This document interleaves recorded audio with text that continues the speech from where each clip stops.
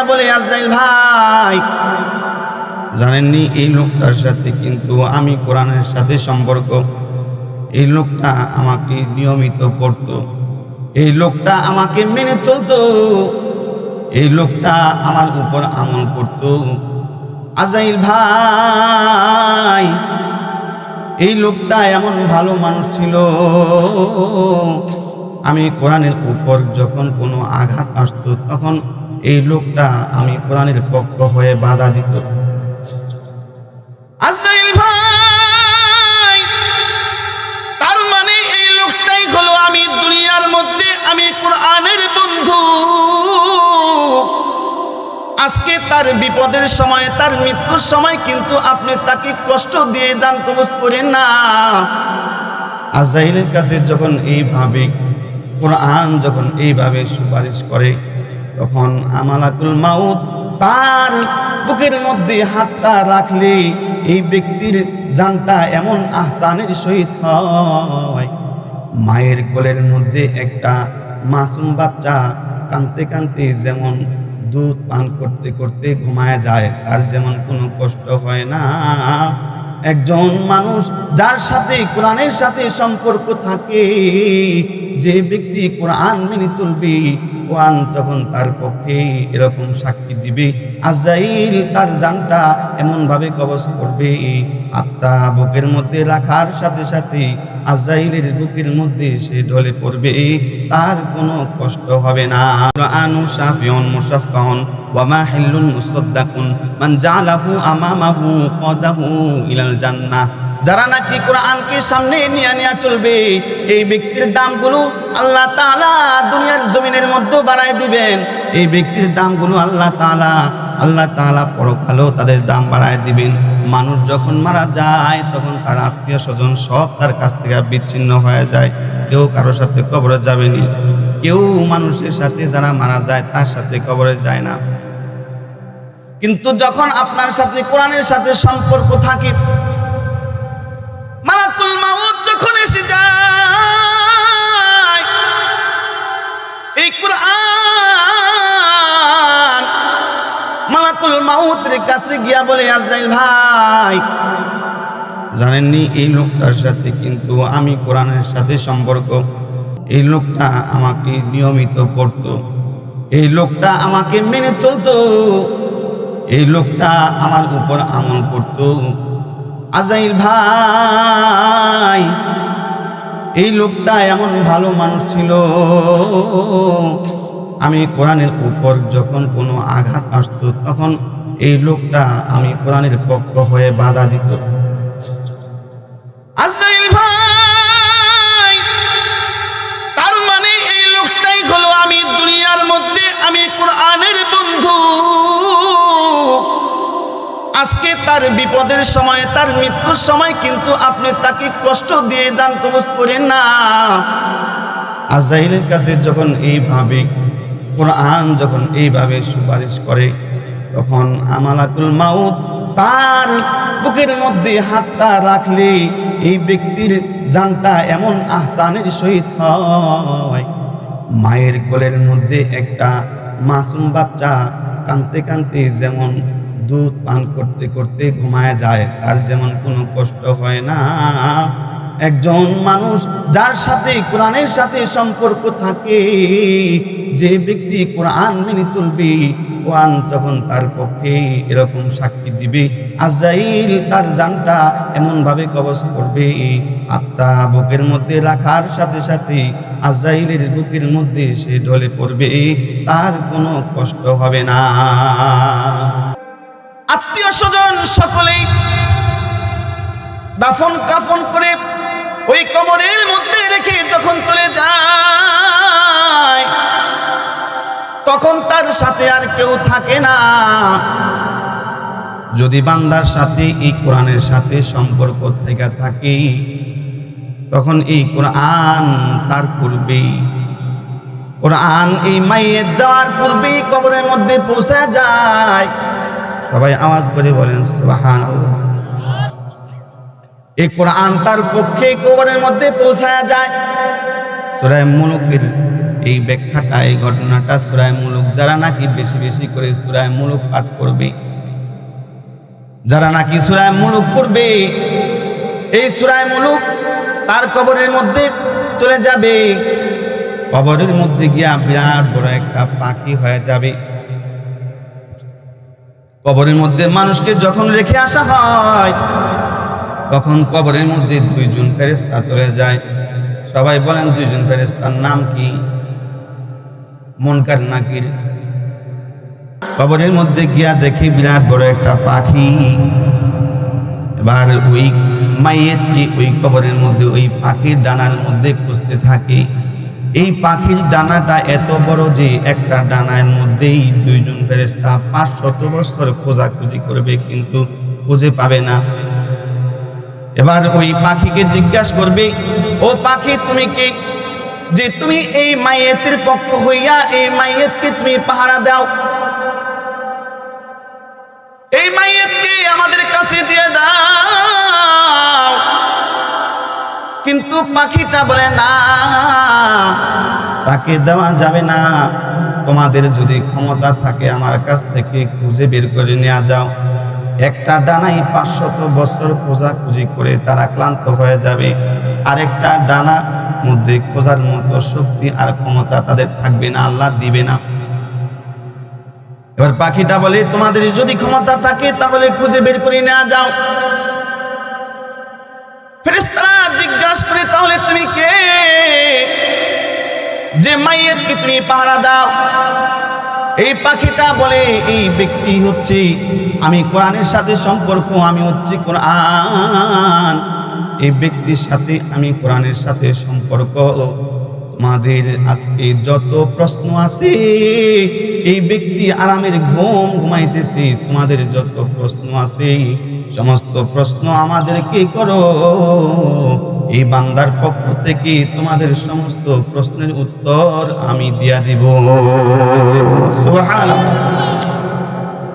এখানেই শেষ হবে না। আল্লাহর পয়গাম্বর বলে, কঠিন হবে হাসরের মাঠ। ওই হাসরের মাঠে যখন বান্দাকে দাঁড় করানো হবে, পয়গাম্বর বলে, ইকরাউল কুরআন ফাইন্নাহু ইয়াতি ইয়াউমাল কিয়ামাতি শাফিআন লিআসহাবি। যখন বান্দাগুলাকে হাসরের ময়দানে দাঁড় করানো হবে, আল্লাহ পাকের কহারিয়াতের রূপ যখন আল্লাহ ধারণ করবে, মানুষগুলো ভয়ে দৌড়াইতে থাকবে। মানুষ এমন ভয় পাবে যে এত ভয় আর তারা জীবনেও পায় নাই। ওই সময় ওই কঠিন হাসরের ময়দানে এই কোরআন বান্দার পক্ষ থেকে আল্লাহর কাছে সাক্ষী দিবে, সুপারিশ করবে, আল্লাহর কাছে সাক্ষী দিবে। আল কোরআন শাফিউন, কোরআন শাফায়াতকারী, কোরআন সাক্ষী দিবে, কোরআন সুপারিশ করবে। আমরা বন্ধুদের কাছে যাই, মনে করি তারা অনেক বড় বলি, আমাদের কবরে গিয়া তারা সাক্ষী দিবে, আল্লাহর কাছে সাক্ষী দিবে। কিন্তু না না, যারা নাকি কোরআনের সাথে সম্পর্ক রাখবে, এই কোরআনকে আল্লাহ তাআলা হাসরের ময়দানে এত পাওয়ার দিবে, এত ক্ষমতা দিবে, এই কোরআন আল্লাহর কাছে সুপারিশ করবে। সুবহানাল্লাহ। এবার এই কোরআন এখানে শেষ করবে না, পুলসিরাতের পুল বাকি আছে। পুলসিরাতের পুল, এই কোরআন পাখি হয়ে এই পুলসিরাতের পুল পাড়ি দিয়ে কোরআন তাকে জিম্মায় নিয়া, কোরআন জিম্মা হয়ে এই ব্যক্তিকে একেবারে জান্নাত পর্যন্ত পৌঁছায়া দিবে। এজন্য আল্লাহ পাক রব্বুল আলামিন বলেন, এই কোরআনের সাথে সম্পর্ক রাখো, এই কোরআনের সাথে সম্পর্ক রাখো। কোরআন তোমাকে দুনিয়ার মধ্যেও সম্মানিত বানাইবে, এই কোরআন তোমাকে পরকালেও এমন মর্যাদা দিবে। এজন্য রাসূল আকরাম সাল্লাল্লাহু আলাইহি ওয়াসাল্লাম বলেন, কেমন সম্মানী আখিরাতে আল্লাহ তাআলা দান করবেন।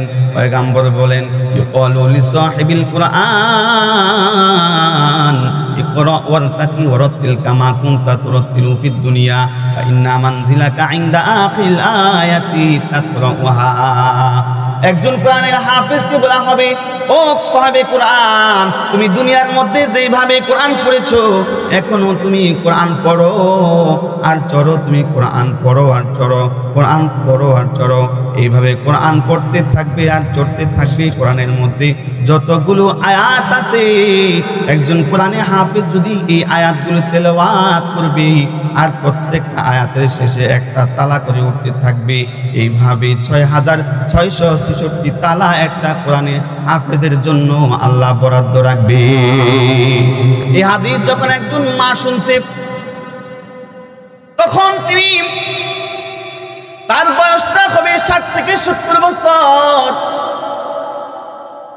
মাতুর বিন সুখাইর রহমাতুল্লাহি আলাইহি তিনি লিখেন, যখন এই হাদিস শুনেছেন, একজন মহিলা শুনছেন, তখন তিনি বলেন যে আল্লাহ, আপনি আমাকে একটা সন্তান দেন, যেন আমি এমন একটা সন্তানের মা হয়ে কবরে যেতে পারি, যে সন্তানের মা হয়ে কবরে গেলে আমাকে একটা নূরের টুপি, আমাকে মর্যাদা দেওয়া হবে।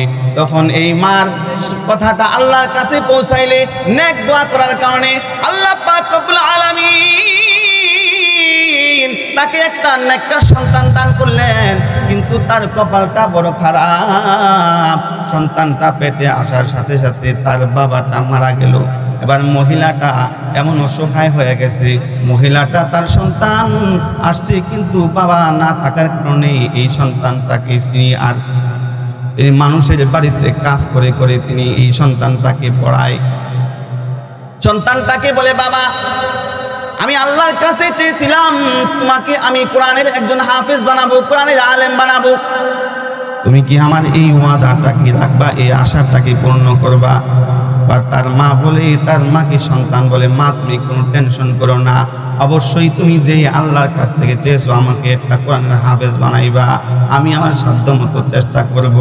এই মাটা যখন সন্তানটাকে মাদ্রাসায় ভর্তি করায় দেয়, সন্তানটা হাঁটি হাঁটি পা পা করে যখন সন্তানটাকে মাদ্রাসায় ভর্তি করায় দেয়, কোরআনের হাফেজ হয়ে যায়। কোরআনের হাফেজ হয়ে যখন বাড়িতে এসে দেখে যে তার মা বিছানার মধ্যে ছটফট করছে, তার মা তার সন্তানটাকে বলে, বাবা, আমার তো আর সময় হয়তো বেশি নেই, অসুস্থ হয়ে গেছি, আমি মনে হয় আর বেশি দিন বাঁচবো না, তবে তোমার কাছে একটা ওসিয়ত, তোমাকে আমি কোরআনের হাফেজ বানাইলাম, তোমাকে কোরআনের আলেম বানাইতে পারলাম না, তোমাকে আমি কোরআনের হাফেজ বানাইলাম, তবে তোমার কাছে একটা ওসিয়ত, আমার মৃত্যুর পর তুমি প্রতিদিন এক পারা করে কোরআন পড়ে পড়ে তুমি আমার জন্য দোয়া করবা।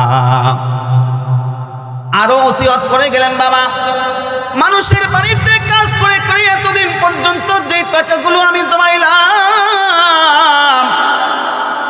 তোমার জন্য কিছু টাকা রেখে দিলাম, এই নেও, এই টাকাগুলো তোমাকে দিলাম, যদি পারো তাহলে একজন কোরআনের আলেম হইবা, আর যদি না পারো তাহলে এই টাকাগুলো দিয়া তুমি একটা সৎ ব্যবসা করবা। মা এই ওসিয়ত করার সাথে সাথে আল্লাহ পাক রব্বুল আলামিনের ডাকে সাড়া দিয়া তিনি চলে গেলেন।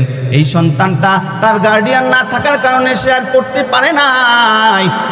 ওই যুগের একজন সবচাইতে বড় আল্লাহর ওলি মাতুর বিন সুখাইর রহমাতুল্লাহি আলাইহি, উনি স্বপ্ন যুগে বাজারের মধ্যে ঘুরতেছেন, বাজারের মধ্যে ঘুরতেছেন, দুনিয়ার কোনো বাজার না। ওই বাজারের মধ্যে দেখেন যে কিছু মানুষ ব্যাগ নিয়ে আসে, ওই ব্যাগের মধ্যে কি জানি ভর্তি করে আবার তারা হাসতে হাসতে চলে যায়। আবার কিছু মানুষ আছে, ওই মানুষ ব্যাগ নিয়ে আসে কিন্তু তারা ব্যাগের মধ্যে কিছু ভরতে পারে না, কাঁদতে কাঁদতে চলে যায়, তিনি কিছু বুঝতে পারলেন না। আর একটু সামনে আগাইলেন, গিয়া দেখেন যে একজন মহিলা একটা চেয়ারের মধ্যে বসে রয়েছে, রাজকীয় হালতে তাকে স্বর্ণের মুকুট পরায় দিছে। এমন একটা মুকুট, আল্লাহর পয়গম্বর বলেন যে এই মুকুটটা হচ্ছে জান্নাতি মুকুট। এই মুকুটটা তার মাথায় দেখে ওই মহিলার কাছে এই আল্লাহর ওলি যায়, বোন রে, তোমার কাছে আমি একটা প্রশ্ন করতে চাই, তুমি বলো, ওই যে বাজারের মধ্যে কিছু মানুষ ব্যাগ নিয়ে আসে কিন্তু কিছু ভরতে পারে না, কাঁদতে কাঁদতে চলে যায়, আবার কিছু মানুষ ব্যাগ ভর্তি করে নিয়ে যায়, আমাকে কি তুমি একটু ওই ঘটনাটা বলবা? এবার ওই আল্লাহর ওলিকে ওই মহিলাটা বলে, ও আল্লাহর ওলি, এটা কিন্তু দুনিয়ার কোনো বাজার না, এটা হচ্ছে বারজাখি বাজার। এই বাজারের মধ্যে যারা নাকি তাদের সন্তানদেরকে দুনিয়ার মধ্যে নেক কাজ রেখে আসছে, দুনিয়ার মধ্যে নেক কাজ জারি করে আসছে, মাদ্রাসা করে আসছে, মসজিদ করে আসছে, দিনের মার্কাজ করে আসছে, নেককার সন্তান রেখে গেছে, আল্লাহর পয়গাম্বর বলে ইদা মাতাল ইনসান ইনকাতা আনহু আমালুহু ইল্লা মিন সালাস। মানুষ যখন মারা যায় তখন তার দুনিয়ার সমস্ত নেক আমলের দরজা বন্ধ হয়ে যায়, তবে তিনটা আমল ব্যতীত। এক নাম ইল্লা মিন সাদাকাতিন জারিয়া, যারা দুনিয়ার জমিনে সদকায়ে জারিয়া রেখে যায়, মাদ্রাসা করে যায়, মসজিদ করে যায়, দান খয়রাত করে যায়, এই মানুষগুলো যারা নাকি এরকম দুনিয়ার মধ্যে সদকায়ে জারিয়া রেখে যায়, তাদের কবরের মধ্যে এই নেক আমল পৌঁছাইতে থাকে। এরপর পয়গম্বর বলেন আও ইলমিন ইয়ানতাফাউ বিহি, এমন যে ইলম থেকে মানুষ উপকৃত হয়। এরপর পয়গম্বর বলেন 3 নাম্বার আও ওয়ালিদিন সালিহিন, এমন সন্তান, নেককার সন্তান, যেই সন্তানগুলো দুনিয়ার জমিনে থাইকা নেক কাজ করে, তাদের নেক আমলের বদলা তাদের কবরের পিতা মাতা কাছে পৌঁছায় যায়, কবরের মধ্যে পিতা মাতা এর নেক আমল পৌঁছায় যায়, এগুলো পাইতেই থাকে। এরা পাইয়া এগুলো নিয়া ওই তাদের জান্নাত আরো সাজায়। আর যাদেরকে দেখতেছেন যে ব্যাগের মধ্যে কিছু পড়তে পারে না, এরা হচ্ছে ওই মানুষ যাদের সন্তানকে পড়াশোনা করাইতে পারে নাই, যারা দুনিয়ার মধ্যে কোনো নেক কাজ করে আসে নাই, এরাই হচ্ছে ওই মানুষ। এবার আল্লাহর ওলি জিজ্ঞাসা করে, বুঝলাম, এখন বলো তোমাকে আল্লাহ কেন এত মর্যাদা দিয়েছেন, এত সম্মান দিয়েছেন? এবার ওই মহিলা বলে, আমি আল্লাহর কাছে চেয়েছিলাম একটা সন্তান, আল্লাহ আমাকে একটা সন্তান দিয়েছে। সন্তান দেওয়ার পর আমার সন্তানকে ওসিয়ত করলাম, বাবা আমার জন্য প্রতিদিন 1 পারা করে কোরআন পড়ে পড়ে দোয়া করবা। আমার সন্তান আমার জন্য প্রতিদিন দোয়া করে, এজন্য আল্লাহ আমাকে এমন সম্মান দিয়েছেন। আল্লাহর ওলি বলে, তুমি কি তোমার সন্তানের ঠিকানাটা আমাকে একটু দিবা? ঠিকানাটা দিলে সকালবেলায় ঘুম থেকে জাগ্রত হয়ে ওই দোকানের মধ্যে চলে যায়। দোকানের মধ্যে গিয়া ডাক দেয়, রে আব্দুর রহমান বলে যখন ডাক দিছে, দোকান থেকে বের হয়ে বলে, কে আপনি? আমাকে নাম ধরে ডাকেন, আপনি আমার নাম জানেন কিভাবে? এবার আব্দুর রহমানকে ওই আল্লাহর ওলি বলে, তোমার মাকে আমি স্বপ্ন যুগে দেখলাম, ওর মা তোমার ঠিকানা দিছে। আপনি কে? আমি হচ্ছে মাতুর বিন সুখাইর। আপনার নাম আমি অনেক শুনেছি, আমার অনেক বড় ইচ্ছা ছিল আপনাকে দেখবার, কিন্তু আপনার মতো মানুষটা আমার সামনে দাঁড়ায় গেছেন, এটা আমার বড় সৌভাগ্য। আগে বলেন আমার মা কেমন আছে? তুমি কি প্রতিদিন তোমার মার জন্য 1 পারা করে কোরআন পড়ে পড়ে দোয়া করো? জি। তুমি প্রতিদিন 1 পারা করে কোরআন পড়ে পড়ে দোয়া করার জন্য আর হালাল ব্যবসা করার জন্য আল্লাহ তাআলা তোমার মাকে অনেক সম্মান আর মর্যাদা দান করেছেন। জন্য আল্লাহ তাআলা বলে, যারা নাকি দুনিয়ার জমিনে কোরআন পড়বে এবং এই কোরআন অনুযায়ী আমল করবে, পয়গম্বর বলেন এদের পিতা মাতার মাথার উপর আল্লাহ তাআলা নূরের টুপি পরায় দিবে। সুবহানাল্লাহ। আল্লাহ তাআলা আমাদের সকলকেই